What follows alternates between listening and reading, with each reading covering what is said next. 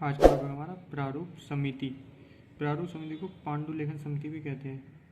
इसका गठन हुआ था 29 अगस्त 1947 को, प्रथम बैठक हुई थी इसकी। 30 अगस्त 1947 के इसे अध्यक्ष बने थे डॉक्टर भीमराव अंबेडकर। इनको लगा के इसमें 7 सदस्य थे। प्रारूप समिति में अगर क्वेश्चन आता है कितने सदस्य, तो 7 सदस्य थे। नंबर 1 थे डॉक्टर भीमराव अंबेडकर, बम्बई से निर्वाचित थे।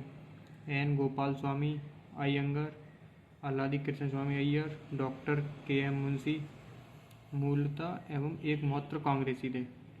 सैयद मोहम्मद सादुल्ला एकमात्र मुस्लिम सदस्य। N Madhavrao BL. मित्रा की जगह ली थी इन्होंने। T T. Krishnachari, doctor D P. Khaitan की जगह ली।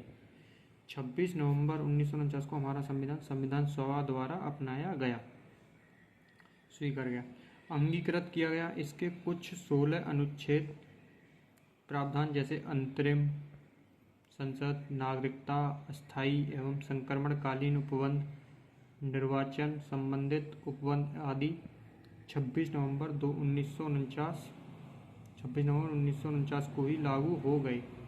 संपूर्ण संविधान 26 जनवरी 1950 को लागू हुए। क्वेश्चन आते हैं, आपको इन पर अच्छे से नोट बना लेना है, शॉर्ट नोट टाइप।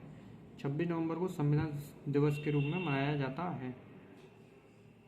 पहला संविधान दिवस 26 नवंबर 2015 को मनाया गया।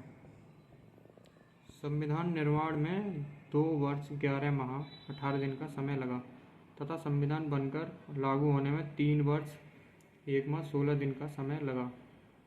विश्व के 60 देशों के संविधानों का अवलोकन किया गया। इस पर 64 लाख रुपए खर्च हुए। मतलब इसके प्रारूप पर 114 दिन तक विचार हुआ। संविधान सभा की 166+1 बैठकें हुई।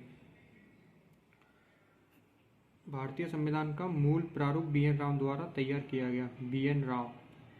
24 जनवरी 1950 को संविधान सभा की अंतिम बैठक हुई। इस बार संविधान पर 284 सदस्यों ने हस्ताक्षर किए। इनमें 8 महिलाएं थीं।